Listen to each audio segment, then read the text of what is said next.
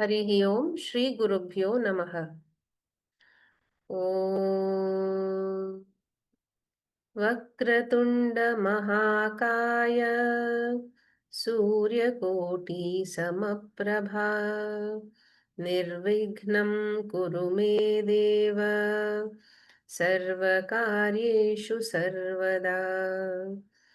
गुरुर्ब्रह्मा गुरुर्विष्णुः गुरुर्देवो महेश्वरः गुरुर्साक्षात् परब्रह्म तस्मै श्री गुरवे नमः।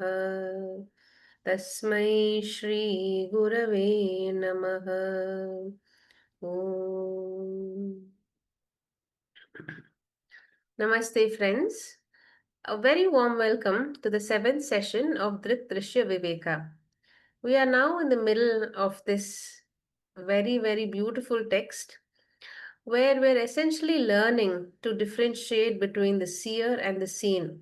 Although it seems very obvious or very simple to understand that the seer is different from the seen, but when we truly understand it through Vedantic terms, we realize how difficult it is to separate our mind and our sense organs from the true seer that we are, the Sakshi. Today's class is going to be a very interesting and a very intense class where a lot of profound knowledge is going to be shared. Our speakers for today will be Dr. Sanjay Mehrotra, Dr. Satyanarayana, Srimati Vidya Prabhu, and Srimati Sharmila Bhaktaram. The class will be moderated by Sri Ullas, who will help us understand and navigate through this beautiful topic. Before we begin today's class, I request Dr. Sanjay Mehrotra to give us a recap of our previous class. Over to you, sir. Om Shri Gurubhyo Namaha. In this recap of the previous session, which is session number 6, I'm going to talk about the verses from 20th to 24th of Drik, Drishya, Viveka. Prior to the verses till 21st verse, Vidyaranya Swamy pointed out the sansar karanam and what is the parihara, how to get out of it. He said that cause of sansara is ajnanam. More precisely, the ajnanam caused by the aviveka of the avaranam shakti. Even after reading the scriptures, we now know that Drik is Atma and Satyam, and the Drishyam is Anatma or Mithya. A perception which is made sentient by Drik or Atma, but when it mixed with Ajnana, it covers or creates the avaranam, and this is the Ajnanam. But in fact, both are Brahman only. When we see the light falling on hand, we see the hand and not see the light, which is bhati, which is always there. Behind any observation, there is the Atma or Chaitanya Tattvam, which is always there. Similarly, space is everywhere, but we don't see it when we see the house or a room. And the psychology is that whatever is uniform or changeless is taken for granted. Everything which is anatma is Nama Rupa, which is available for observation with our sense organs only. Kha, Vayu, Agni, Jalor, Vishu, Deva, Triyangaridishu, Abhinna Satchidananda, Vidyate, Rupa Namani. What does it mean? Sat, Chit, Ananda are Abhinna, or the same, which are the manifestation of the Purusha, which is the word used by the Sankhya philosophy, or Brahman, which is the word used for Vedantins. Bhidyate Rupa Namani. What is different? The Nam and Rupa, which is the manifested universe, where these would vary in the entire creation. And what is the creation? Author describes that as Panchabhutani, which is Kha, Vayu, Agni, Jalam, and Urvishu. Devatiriyan Naradishu, the three grades of living being, the celestial inferior living beings, animals, and Nara, they all have the Chaitanyam. And the blunder is to expect permanence from the impermanent. Upeksha Nama Rupe Dve Satchidananda Tatparah Samadhim Sarvada Kuryat Hridaye Vathva Bahi. Every Vedantic student says, I have studied Vedanta well, but my mind is not able to implement my understanding and it continues to be attached. My emotional problems continue, depression and sorrow continues. I'm not able to implement my learning. So what is the parihara? What is the answer? Ignore the Nama Rupa, upeksha, and focus on the Satchidananda. Too much Shavanam has happened, too much of introspection, Mananam has happened, but Nididhyasanam, internalization has not happened. So what is the method? The method is called Samadhi Abhyasa Rupa Nididhyasana, which means giving some time for dwelling on the teaching. Samadhim Kuryat, deliberately withdrawing from all transaction and dropping all rules to invoke the Atma Swarupam. Samadhi Abhyasa, first level is Bahya Samadhi Abhyasa, then going to the Hridaya level, which is internal Samadhi Abhyasa, and the next level is Savikalpa and Nirvikalpa, which will be described in verse 23. Savikalpo Nirvikalpa Samadhi Dvirvidho Hridi Drishya Shabdanuvidhena Savikalpa Punardvidha. In this verse, the next level of Samadhi is described, which can be Savikalpa and Nirvikalpa. Both can be external, Bahya, or internal, Antaraha. Where this has to be practiced? This has to be practiced in the Hridi. Hridi means heart. Hridi and Hridayam are synonymous. It also means mind. If one uses an object for alambanam, for going into Samadhi, it is called as Bahya Samadhi. On the other hand, if one uses a thought, it is called internal Samadhi. For example, a Bij mantra or a mantra. This is the second level. And at the third level, Savikalpa Punah Dvividho.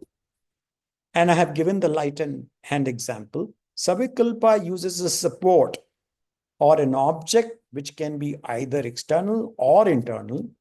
And if I ask you to look at the hand, which you see clearly, but when I remove the hand and ask you what you see, you will say nothing. But we forget that what made us to see the hand is the light, which is the illuminating principle, which still remains. If you meditate upon the light principle, which is equated to the self or Sakshi, this is the Nirvikalpa state. So first support is needed, which is the Bahya or Antaranga.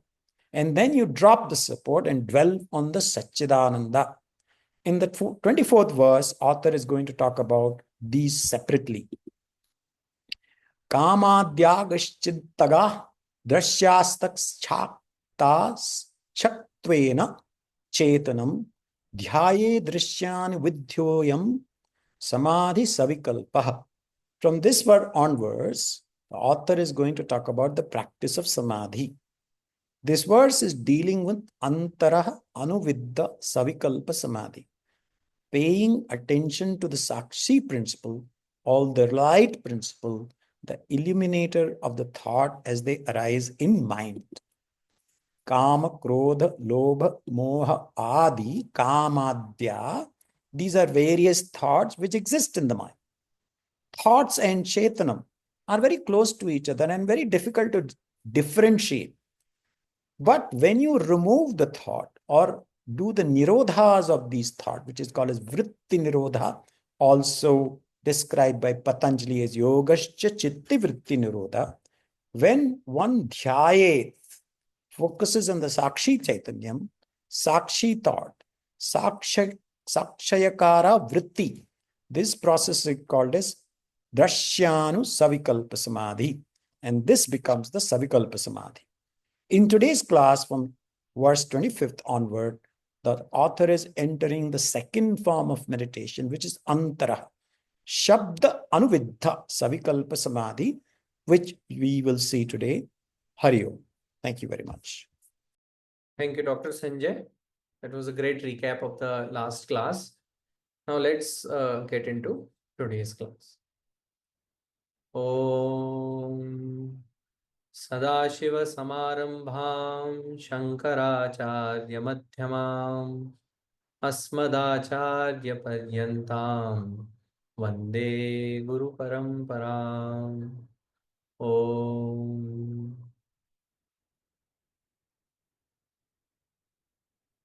We will be discussing a lot of technical terms today around different types of meditations.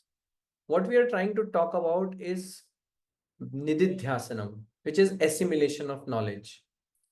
It is like when we learn a new language, there are so many things we learn about it.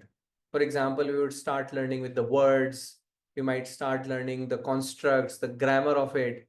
That is kind of the Shravana part of that. And then we might have some doubts that when does A come, when does N come, when does the come, and then we clarify all those doubts. The mananam is also done.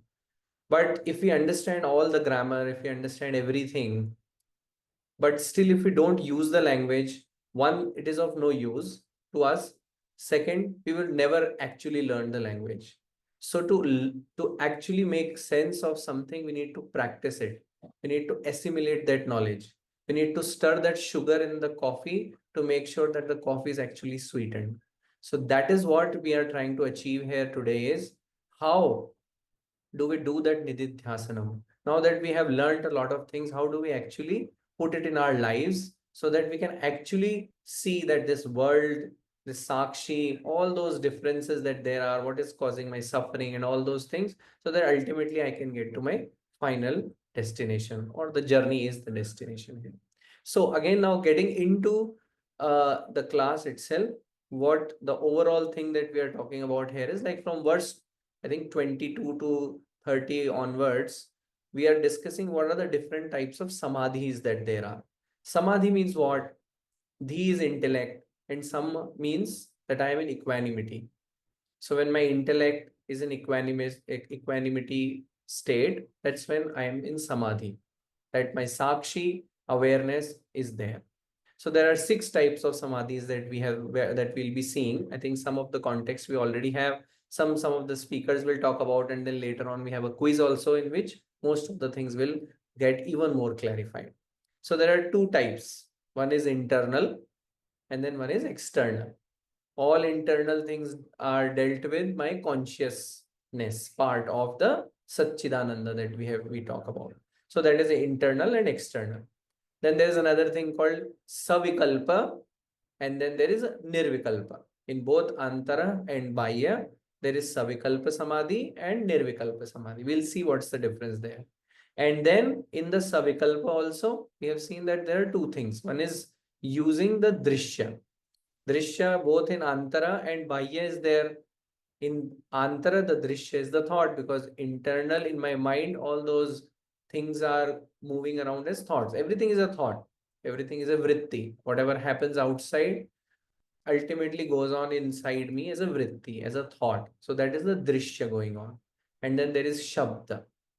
Similarly, in bahya also, there are certain objects that would be my drishya, and then I would be using some Upanishadic words to again dwell upon the same thing. So we'll come to that. So internally, what we are doing is, in the last class, in verse number 24, we had already seen that meditation number 1, in which what we were doing, there were thoughts. And then if we already know that thoughts then themselves are actually inert. Thoughts themselves are not conscious, but we actually feel them. How is that happening? Because consciousness is also there. So it's like a hand is visible by the light which is there in the hall. We might take light for granted, but without the light, the hand is not seen. Now, the hand is the thought and light is the consciousness. Now, slowly what we are trying to do here is, savikalpa means we are taking help of something to get to somewhere. So we are taking the help of the thought and then trying to see that there is actually consciousness which is illumining that. And then slowly move away from the thought and then put all our attention towards that consciousness. So we are trying to connect with the thoughts, but ultimately get to the consciousness. That's what the meditation number 1 is there, which we discussed in the last class also. Then what we do after that, and this is something which is we'll discuss in more details later on also, that there are once, see what happens is that somebody is not in a state of mind to discuss something, then first what you have to do is you have to bring that person in that state of mind. So that is meditation number 1. Now that you are already focusing on the light, now I can talk more about the light. We can dwell more about that light or consciousness in our scenario.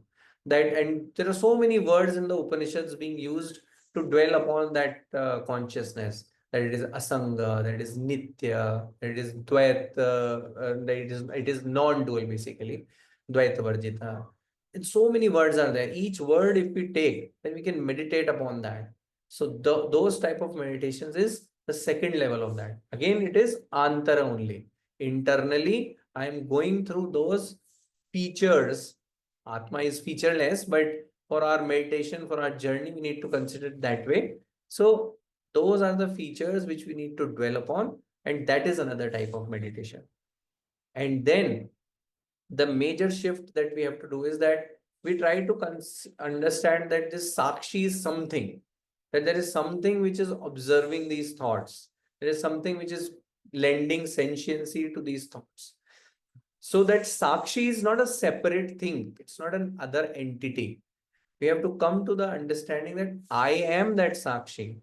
So from that Sakshi understanding, we have to get to Aham understanding. Then only we will get the Aparoksha Anubhuti. Until now, it's all mostly like more theory than the practical. But this becomes the real crux of the practicality, that we get Aparoksha Anubhuti. I can actually feel that. I can actually experience is a loaded word, but ultimately we have to get to Sakshi to Aham. Now what will happen is that initially we started using the thoughts, the words, but then slowly as our practice becomes stronger and stronger, this is not a one-day job. This is not a split-second thing that will happen. It takes time. But slowly what happens is, as we start learning, for example, bicycle or car, earlier we have to put so much of effort. We have to ensure that what all traffic is there. Am I putting the indicator or not? Hopefully I'm not pressing the accelerator when I have to press the brake. But then after some time, when I've driven a lot, then this automatically starts getting into ourselves. And that is the effortless driving. That is when you can enjoy the ride. That is when you can reach to the destination without bothering too much about all the controls of the car and all. So that is the state which is the nirvikalpaka samadhi. And that is where we want to reach. So another example that Swamiji gives is Savikalpa Samadhi is how a person starts to learn Shirshasana. It first tries to take the support of the wall. And the moment he starts doing that for some time, his shoulders become stronger, the balance in the abs start to come in. Slowly, the wall is not needed. And then you can just get on that headstand just like that. And that is the divisionless state. There is no division between that thought and then that Sakshi. Now we are all the time in that Sakshi vritti, and ultimately I have to realize that I am. It's not something else. So that's the difference between Savikalpa, in which we take the help of certain things, and then ultimately it becomes our second nature, that is the Nirvikalpa. So that we have seen the first 3 things. Now we are getting into the second set of the 3. Earlier it was internal. Now it is external. All the meditation of consciousness can happen internally only. There is no external consciousness. For example, I can only feel a mosquito biting my body. I'm not conscious about a mosquito biting anybody else, because that consciousness is there. Because even though we are all in a sea of consciousness, but how does it manifest is that I can feel the consciousness inside me. So that's the internal meditation using consciousness. So M1 used internal thoughts to come to consciousness. Now it's analogous M4, meditation 4, which is Bahya, and then again using the Drishya. it uses external objects. Earlier we were getting to the Sat or the Chit part of it. Now we are getting to the Sat part of it, the pure existence. See, the thing is, the pure consciousness in itself cannot be experienced, and thoughts they themselves are inexperienciable. It's only when they both combine is when we can experience. So similarly, here what happens is that any external object is there, and then it is pure existence, but you cannot feel a pure existence. So then there are certain objects. What happens is on that pure existence, some Nama Rupa gets superimposed. So for example, there is a pin, but pin is the Nama Rupa, but when we say there is a pin, so that is part is the pure existence, and then pin has a Nam and a Rupa. Similarly, all other objects that we have. So we start with those objects, and then we understand that, okay, there is a Nam Rupa, but then there is something more inherent, the substratum, which is actually the base of all of that. Then we get to that existence part of it. So, but this whole differentiation, you cannot remove the Nama Rupa from existence physically. That's not possible. So how do we do that? We will again discuss all these things in the quiz. So please be very careful when the whole thing is being discussed, that this is only can be done at the intellectual level. We need to really understand that attitude shift has to come, and that will come. The more and more we dwell upon these things, it will slowly start dawning upon us. Then this again, how we dealt with the consciousness, that Sakshi, I am, this pure existence, this whole thing is also I am. And in the similar way, the next meditation will be using again Shastric words only. So that is the external words we will use. So how we have come so far is there is internal, there is external.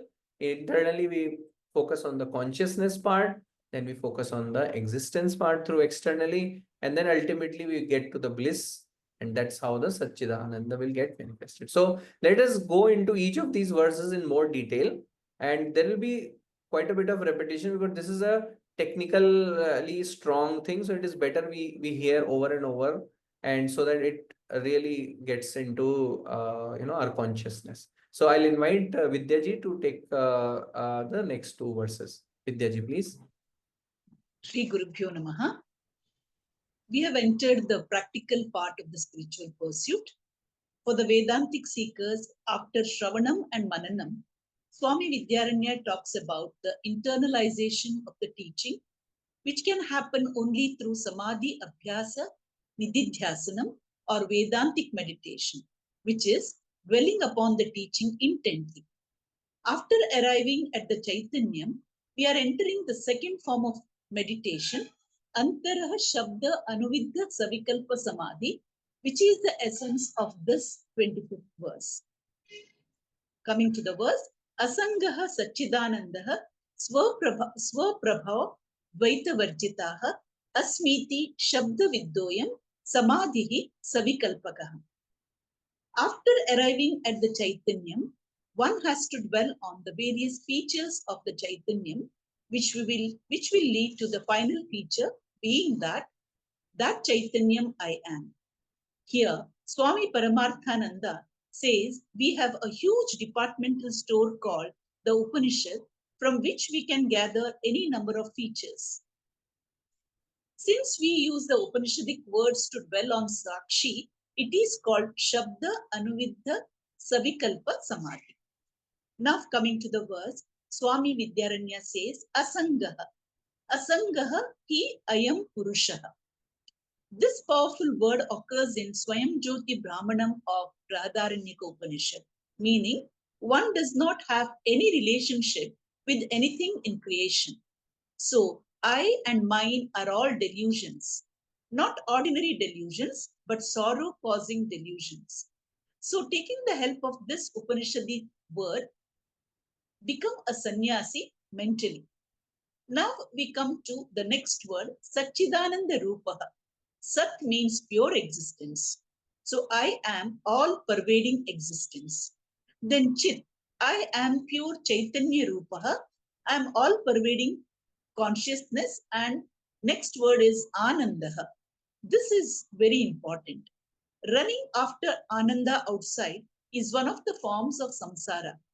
We have to know that I am the very Ananda which comes in the mind in a reflected form. All the experiential pleasures in the world are my own nature reflected in the mind, which are the impermanent pleasures. So I need not go out in search of Ananda because I am that Ananda beyond the experiential pleasure, which is Anantaha, limitless and eternal. Then Swaprabhavaha, meaning self-evident or self-luminous. It does not require an effort or a medium to experience.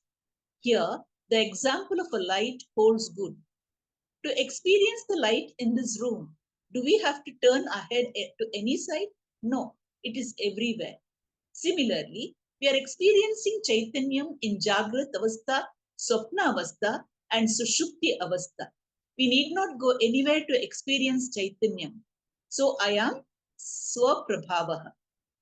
Now comes the most significant word, Dvaita Varjitaha, meaning I am without a second thing. I am non-dual. Here there is a glitch. When I am the Sakshi of the mind and the thought, then becomes the witness object, which is called Sakshyam. When I claim I am a Drik, it presupposes Drishyam. Then we are talking about the two. But here, the word Dvaita Varjitaha means that I am without a second thing. That is, no mind, no thought, no body, no world.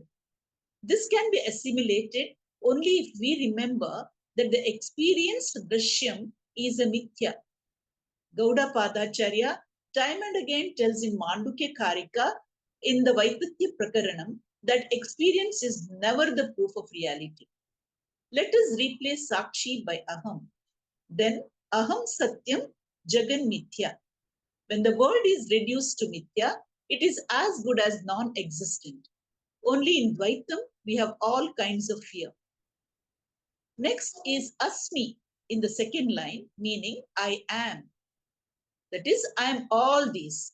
Asangaha, Sachit Anandaha, Swaprabhavaha, non-dual. If yogic meditation is Chitta Vritti Nirodha, the thoughtless stage, Vedantic meditation is Ayam Shabda Viddha Savikalpaka Samadhi, a meditation connected to Vedantic words. A very important word has to be added here, Antaraha. It is within. During meditation, these Vedantic thoughts get rooted deeply, creating a momentum without any will. It continues, and this vritti is called Sukshma Akhandakara vritti, leading to Aparoksha vritti, that is not objectifying but claiming as myself. So this continues in the subconscious mind without any duality, merging in the Nirvikalpaka Samadhi. Going to the next verse, Swanubhuti Rasas Aveshaha Drishya Shabda Upekshatu Nirvikalpaha Samadhihi Syan Nimatasthihi Deepavat. In this verse, Nirvikalpaka Samadhi is being dealt with. In Drishyanuvidya and Shabdanuvidya Savikalpa Samadhi, the individual will and the deliberate attempt is involved. Therefore, the Ahankara, the meditator, is active, which is called the Pramata, the subject. So when the subject is active, subject-object division is also prominent. Mind is a very obedient instrument, having the capacity to take any message and repeat that vritti in the conscious mind, which is called Sukshma Vritti Anuvritti. Continuation of a subtle thought automatically absorbed in the subconscious mind without the requirement of the will or a deliberate effort. This unique power of the mind has to be used to our advantage with regard to Akhandakara Vritti.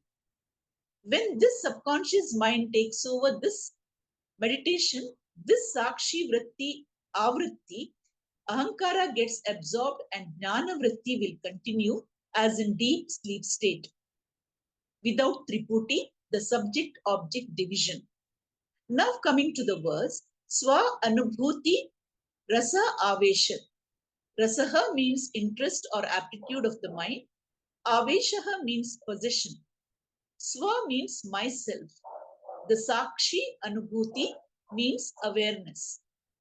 Meaning, when the mind takes over the taste of self-awareness, then the mind is in the grip of Vedantic thought.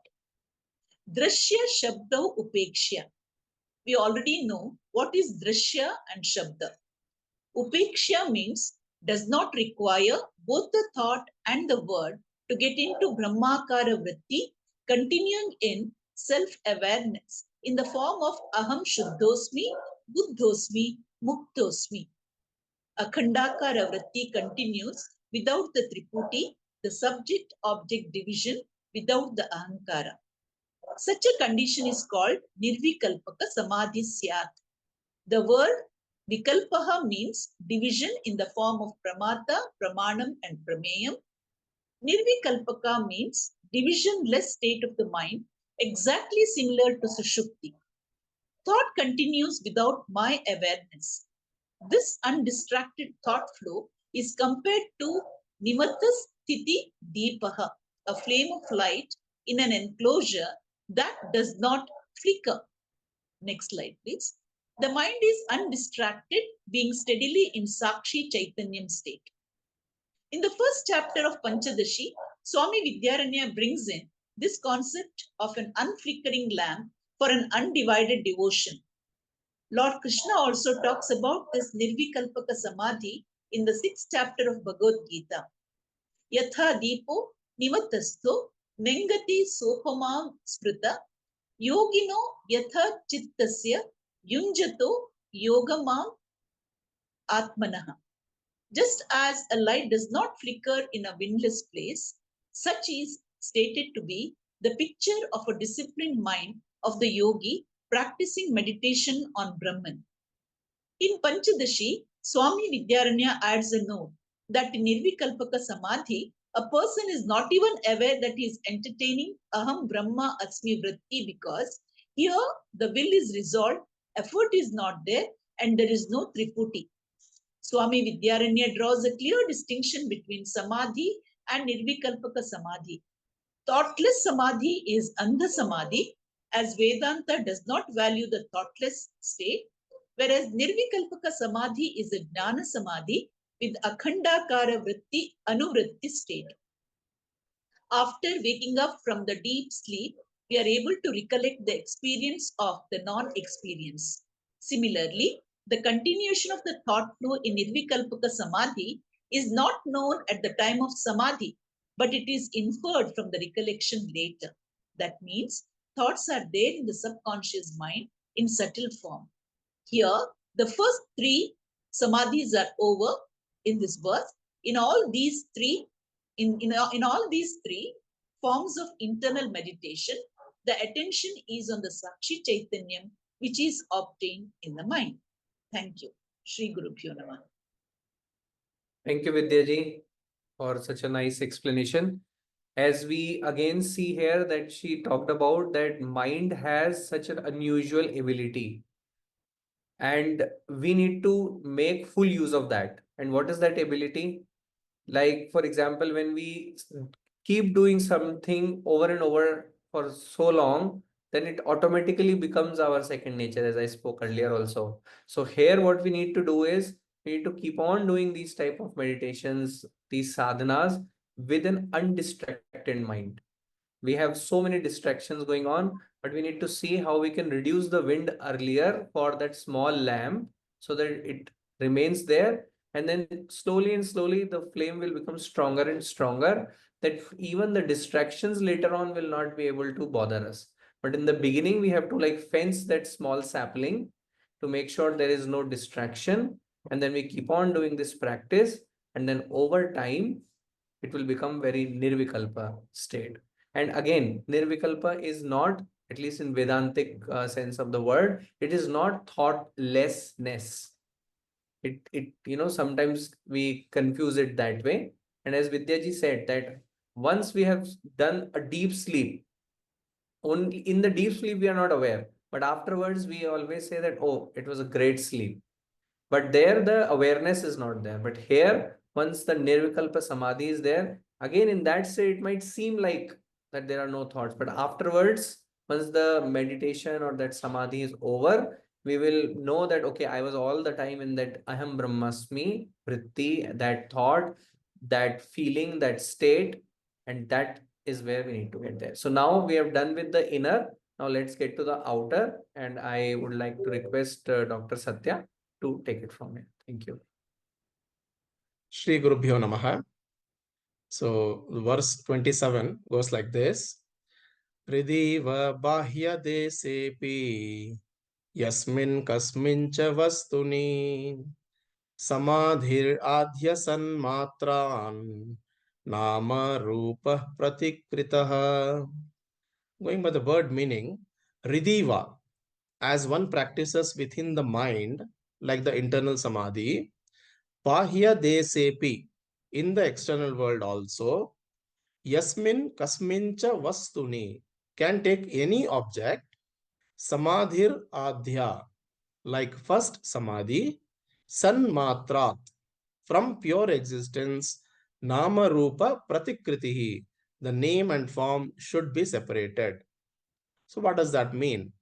So next slide. As we have seen Ullasji introducing us to newer terminologies, and with the previous verse, the first three, Antara Samadhi is over. In all these three, the attention was on Sakshi Chaitanyam, which obtains in our mind. And whenever we meditate upon witness consciousness, it has to be necessarily internal, because consciousness can be recognized only inside. Consciousness is everywhere, but it is recognizable only in one's own body. Therefore, consciousness meditation we can practice only internally and can never practice externally. Therefore, we had Chit Dhyanam inside. Now, hereafter, we are going to talk about the three external samadhis, Bahya Samadhi Trayam. And what are those three? Bahya Drishya Anuviddha Savikalpa Samadhi, Bahya Drishya Anuviddha Sabda Anuviddha Savikalpa Samadhi, and Bahya Nirvikalpa Samadhi. Of that, in this verse 27, the author talks about Bahya Drishyanuviddha Savikalpa Samadhi. Next slide. In internal meditation, I am separating thought and consciousness, whereas in external meditation, I separate object and the existence. Savikalpa means with division and Nirvikalpa means without division. In Savikalpa, we use the support of some aid, and in Nirvikalpa, there is no aid. And the author says the methodology is same, either internal or external. In internal, Antara Drishyam, we took the thought first, and from the thought, we went to awareness, which is in the every thought. Here, we don't take thought. We take any object from inside, and from the object, we switch over to easiness. We have to take any external object as a crutch, and from that object, we have to go to Atma or Brahman. Take a neutral object where we don't have either Raga or Devsha. Take an example of a clip. Nama Rupa alone belongs to the clip. When we say the clip exists, the existence is there, spread over the clip.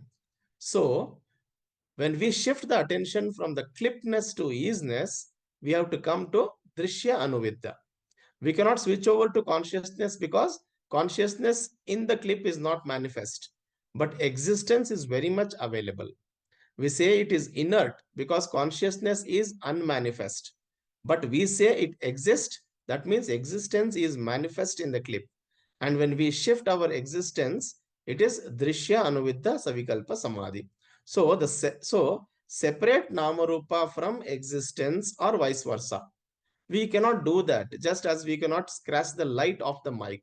But then how do we separate it? It is by Buddhya. Buddhya means the use of intellect.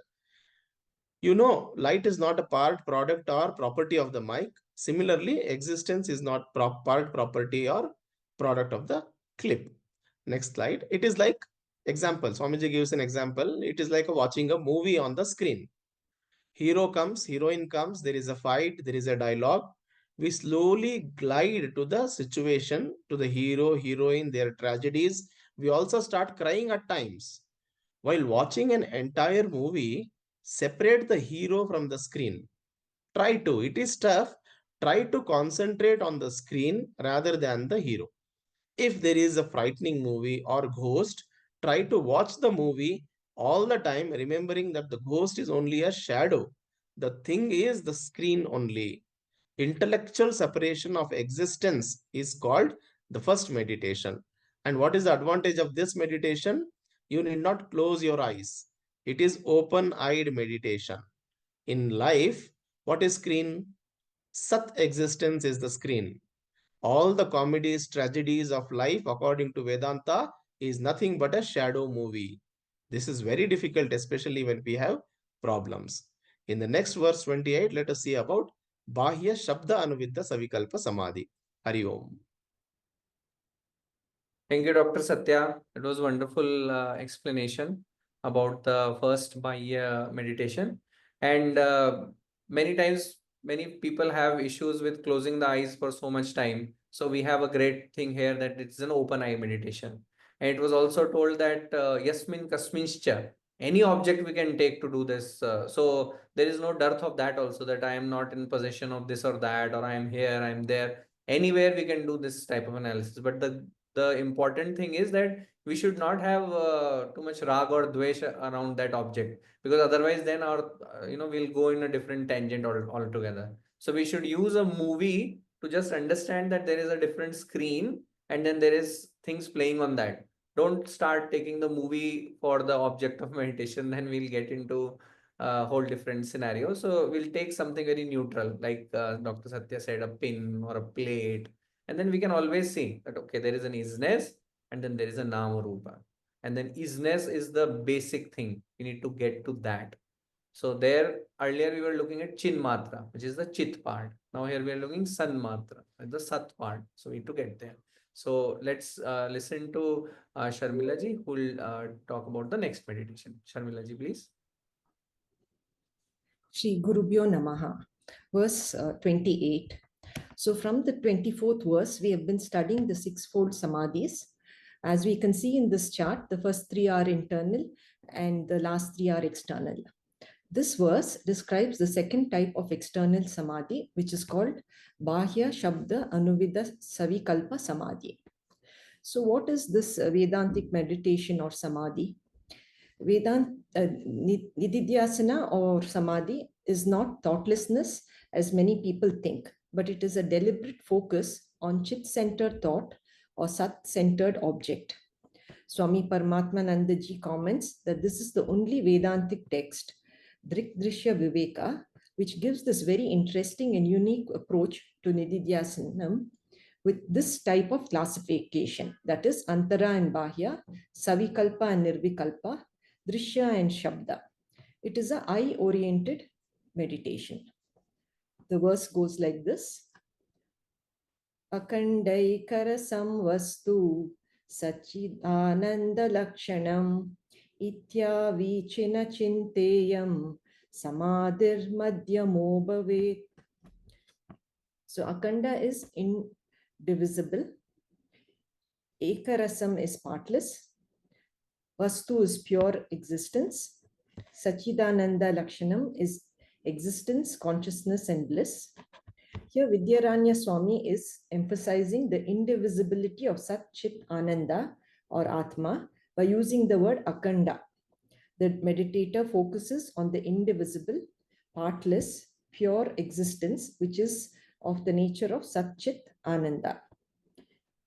In this Bahya Shabda Anuvidya Samadhi, the meditator meditates on the attributes of existence, which are: existence is not part, product, or property. It is Sarvagatam, that is all-pervading. It is Akanda, which is indivisible. It is Sudam, which is clean or pure.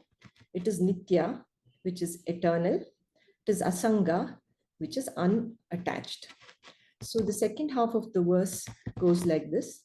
Itya vichina chinteyam samadhir madhyamo bhavet. Iti is in this manner. Avichinta, avichinna is continuous flow. Chinta is deliberate thought. Madhyama samadhi is unbroken thought flow.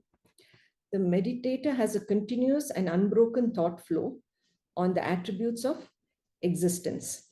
Avichinna chinta is also called Sajatiya Vritti Pravaha. So let us revisit the chart again. The best way of understanding this samadhi is by comparing and contrasting it with the others. So now let us look at stage 1 and stage 2. Stage 1 is called Drishya Anuvida Samadhi. Next slide, please. In internal samadhi, the meditator has to separate the thought from the consciousness. Example, separate the clip thought from the consciousness. In external samadhi, the meditator has to separate the object from existence. For example, separate the clip object from existence. Let us go to stage 2 now. It is called Shabda Anuvida Samadhi. In this second stage, what is the difference between internal and external samadhi? In internal, the focus is on the features of the consciousness. In external, it is on the features of existence. But the features are the same. Sarvagatam, Akanda, Sudam, Nitya, Asanga, etc. Again, there are more differences. If we go to the next slide, we see in Antara Shabda Anuvida, we dwell on consciousness inside. In Bahya Shabda Anuvida, we dwell on the existence outside. One is internal, the other is external. Antara is closed eye, Bahya is open eye, but both of them use the Upanishadic words. Concluding, although internal meditation is on the Sakshi Chaitanyam or consciousness, and the external meditation is on Sat or existence, both are the same. Both are one reality. Thank you. Hari Om. Thank you, Sharmila ji. It was again wonderful presentation. And we also understood like we can do this Shabda meditation in the external world also, like we saw earlier. Now, the bottom line here of the entire story is that how that Chaukidar used to say, no, jaagte raho. We have to do this, dwell karte raho, dwell karte raho. All we have to do is keep dwelling on the pure consciousness, pure existence part, whether we use whatever vehicle we use in the beginning, whether it is a thought or a Upanishadic word, or there is object, or again another Upanishadic words. Ultimately, once we have to keep doing it so that it becomes very, very easy and like second nature to us. And then we'll automatically enter into Nirvikalpa Samadhi. There are different methods, maybe there are more methods, but here the major classification was given here. Ultimately, all this we are doing so that all this knowledge gets assimilated into our lives. We get rid from all those sufferings of the samsara because of all the divisions, all the duality that we see. Once we get situated in that indivisible, eternal self, then all those problems, they don't get solved, but all the problems get dissolved. So we need to assimilate that knowledge through the samadhi, through different types of these samadhis to get to that state. We get, as we saw, just to summarize, internal one is to focus on the chit part, external one is to focus on the sat part. Important thing again is that we just don't have to think that this sakshi, this witness is something. I am that sakshi. I am that pure coin. I am the one, not just in my mind. I am the one in every mind. In fact, all the minds are in me. All the existence is in me. Once we know the drop, we know the ocean. Somebody I heard was asking a question that how can a small drop be aware of the entire ocean? Because the drop itself is the ocean. That whole attitudinal change has to happen. This is not like a physical exercise. It is something, that's why it is a thing which requires a lot of intellect also. It is not a blind belief or blind faith.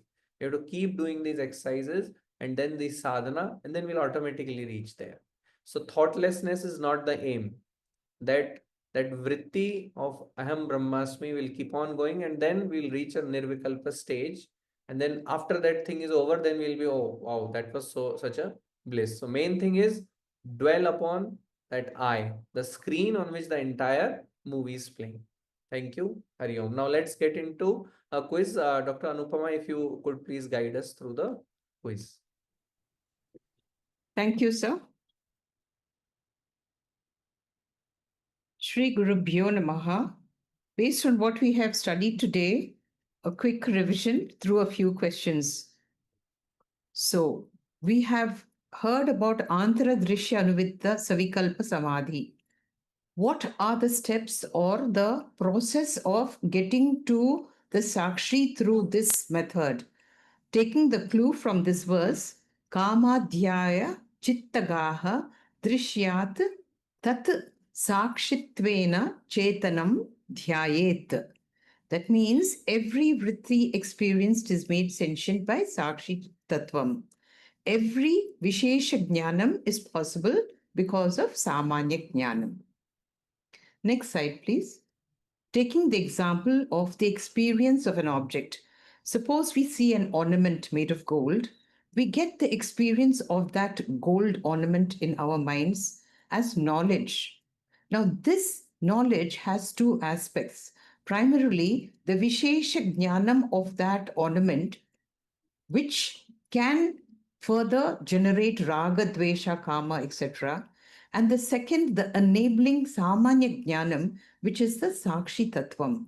The message given here is drop the Vishesha Jnanam, focus on the Sakshi Tattvam. That is how an object experienced and through which we get a knowledge of that object would lead us to the Sakshi Tattvam. Drishya Anuvidya Savikalpa Samadhi Antara. With this, can you please describe, choose the appropriate one to establish the sequence of flow of this Antara Drishya Anuvidya Savikalpa Samadhi? Can you please read the sequence? Read the as it is given before I work on it. Okay, this is all mixed up. You want me to read it sequentially? Yes, please read it in as you have given it, not sequence. I am the Sakshi of all thoughts. Focus on differences between Vritti and Sakshi. Reaffirm that all minds rest upon me and resolve into me. Focus on Sakshi Tattvam. Do not try to objectify Sakshi. I am Sakshi of this mind and every mind. Thank you very much. So as I see the question, this is based on Swamiji's interpretation or Swamiji's explanation of what is Antara Drishya Anuvidya Savikalpa Samadhi. That means I'm doing a closed eye meditation. I'm seeing a golden ornament. And when I see a golden ornament, I see the ornament and I see the Sakshi. So whenever I'm in meditation, my first focus is on the Sakshi Tattva. And with the Sakshi Tattva, I try to make a distinction between Drik and Drishya, between the ornament and the seer. When I begin to focus on the Sakshi Tattvam, that will become the third step. Then I realize that I am the Sakshi. I do not try to objectify. I identify with the Sakshi that I am. And then I continue to say that I am the same Sakshi in every thought, not only in every thought, in everybody. And that Sakshi is the one that gives existence to the whole world, which supports the whole world, which resolves into the whole world. And this is Antara Drishya Anuvidya Savikalpaka Samadhi. Absolutely right. Please, why don't you read the list? Because, go through the list, please. It may take 1 minute more. Just go through the list, the sequence, please.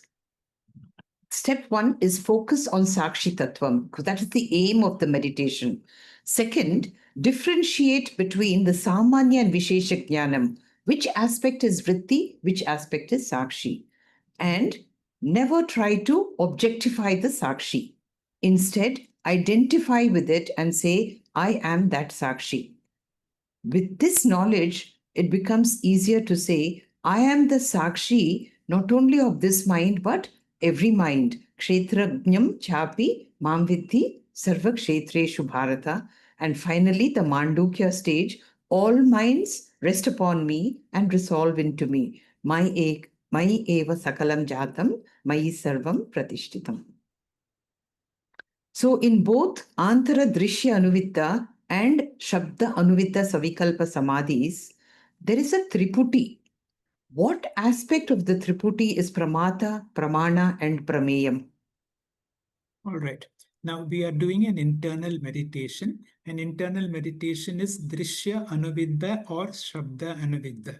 That means either I'm seeing the golden ornament and the Sakshi, or I'm trying to say that Sakshi is Nitya, Shuddha, Buddha, Mukta. Now I have, because it is Savikalpa, there is a Triputi. The Triputi is the person who's seeing the Pramata is the Ahankara. And the object that I see is Brahman Asti. And the instrument that I'm trying to make use of, either the Drishya or the Shabda.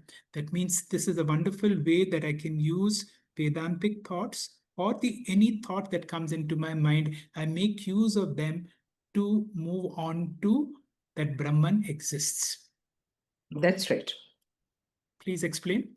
That's right. The Pramata, as you said, is the Ahankara. The Prameyam is where we are getting to. At the moment, we say Brahma Asti, not Brahma Asmi, because we still have not understood Brahman Aparokshataya.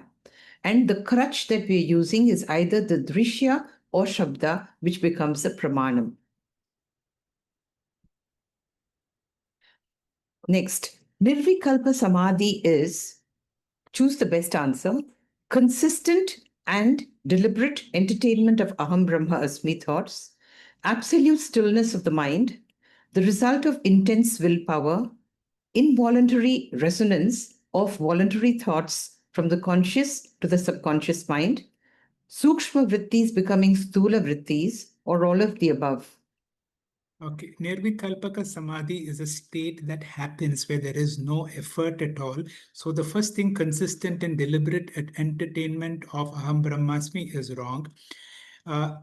It is not absolute stillness of the mind, because there is a mind that is very basic, that is processing on Aham Brahmasmi. That is also wrong. It is the result of intense willpower. That is wrong.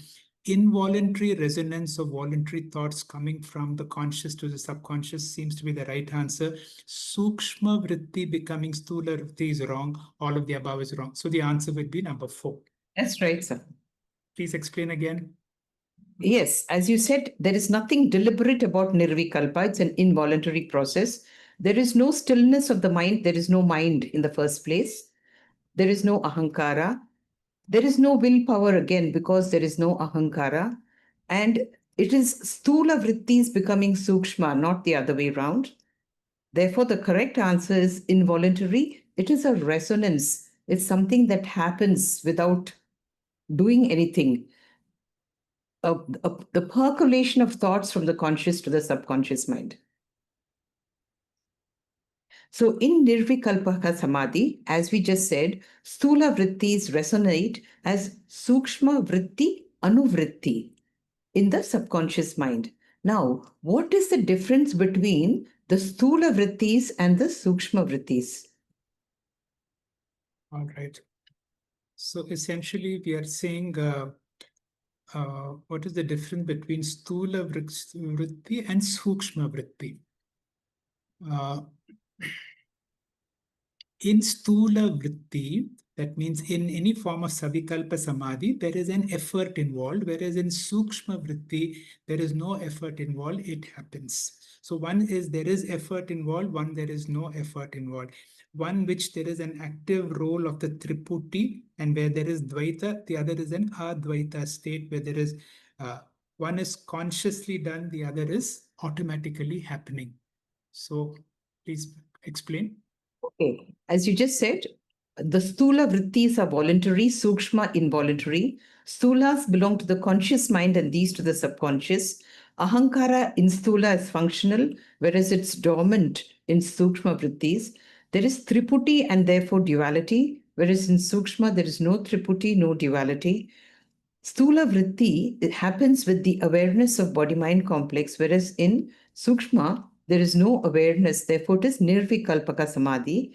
Sthula vrittis happen in Savikalpaka Samadhi.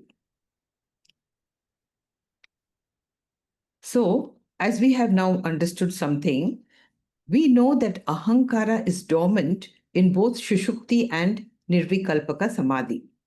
So, how would you know whether this person is in the Aham Brahma Asmi Nirvika Samadhi, or is he just fast asleep in Shushupti Avastha? All right. On the surface, it looks the same, but then the real difference you realize is when a person wakes up. When a person wakes up, the person entertains a thought that I have slept well. Whereas when a person comes out of samadhi, a person comes in a state of a very fresh state.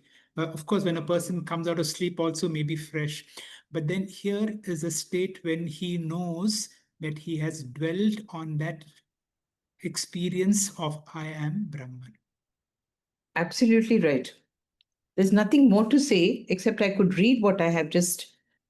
So we know that Nirvikalpaka Samadhi and Shushupti are both common with with respect to no awareness of body-mind complex, a thoughtless state, okay, no ahankara, no triputi.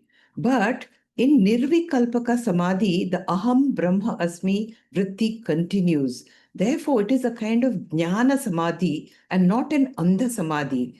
This continuous Aham Brahma Asmi vritti is an uplifting affair. So when a person wakes up, the recollection of this vritti continues with him and takes him out of samsara.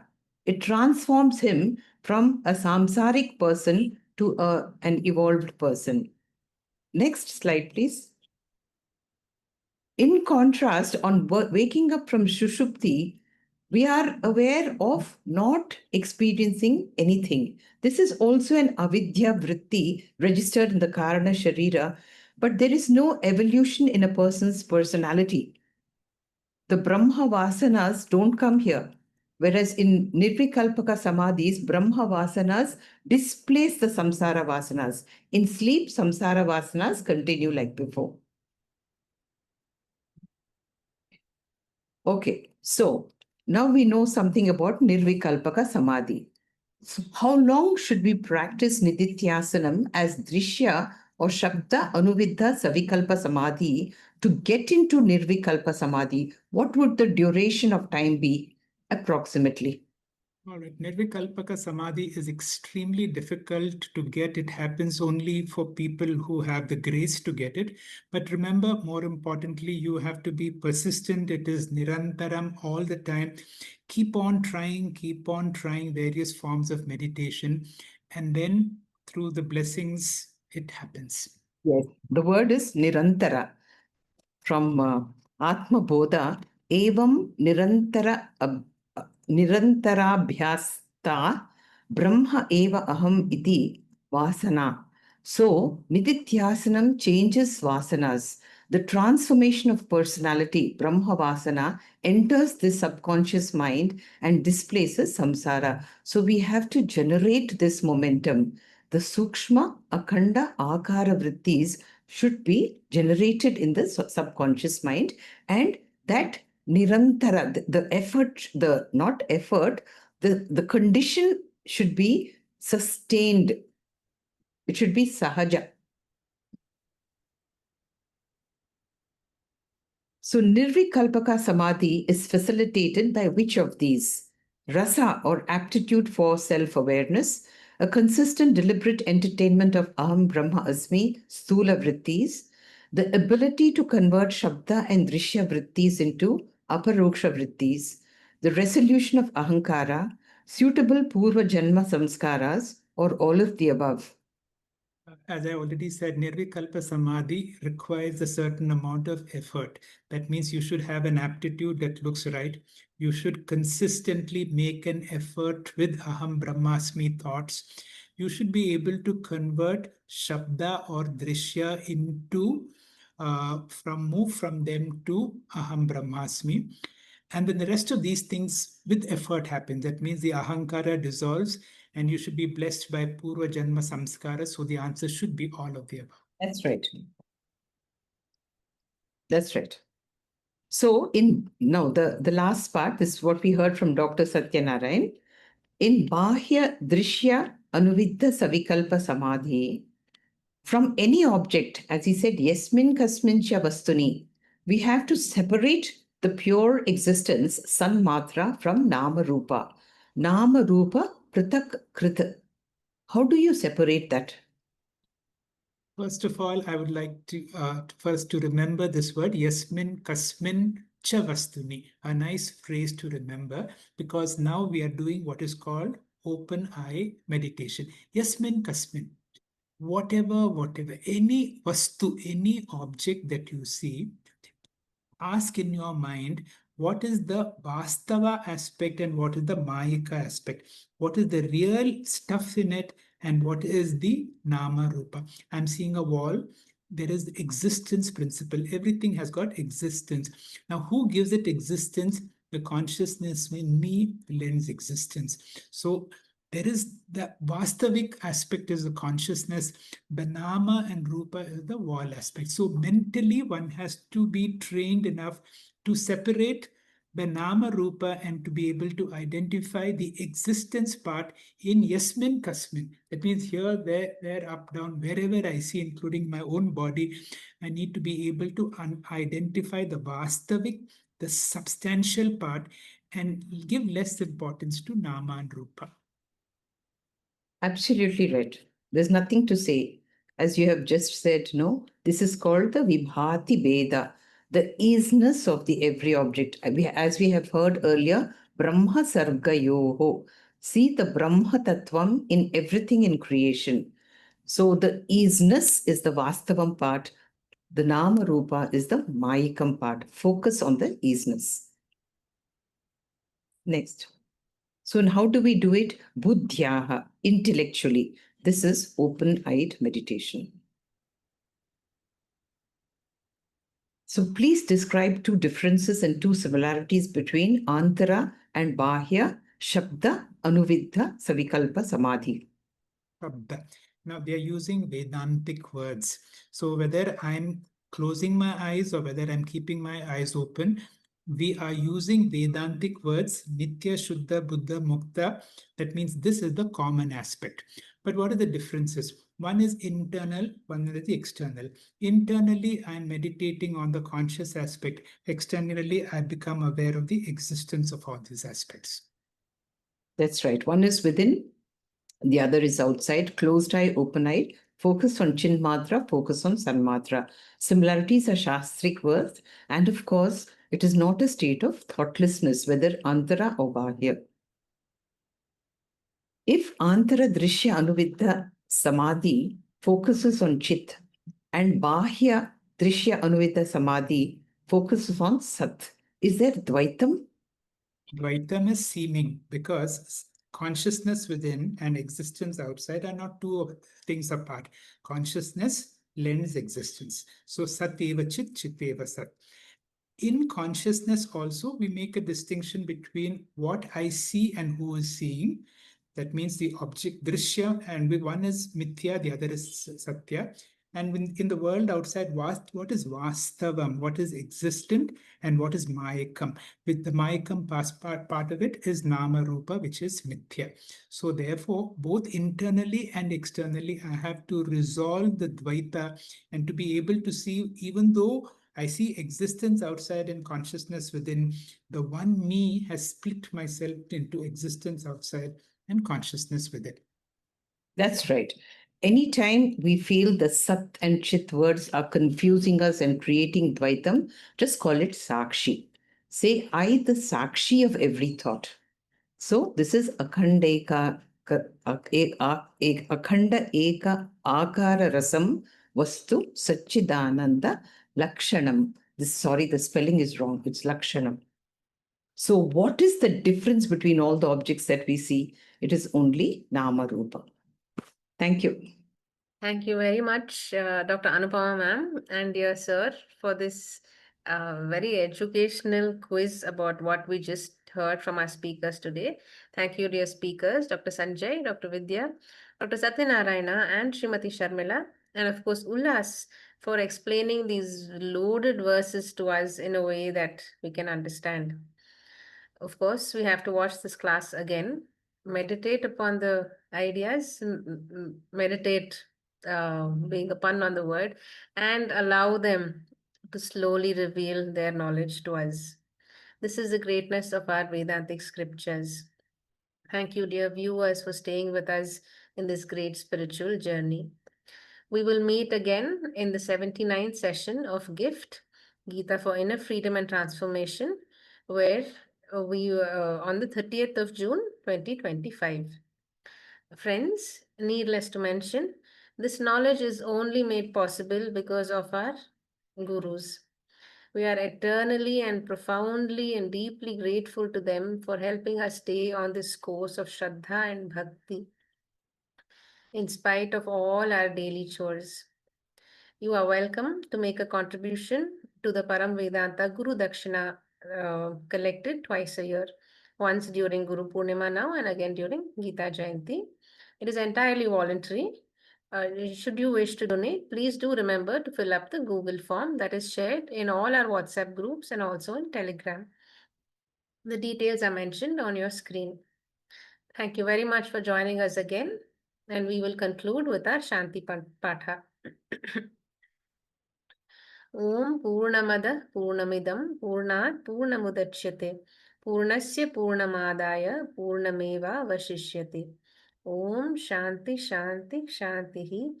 Harihi Om Shri Gurubhyo Namaha. Thank you.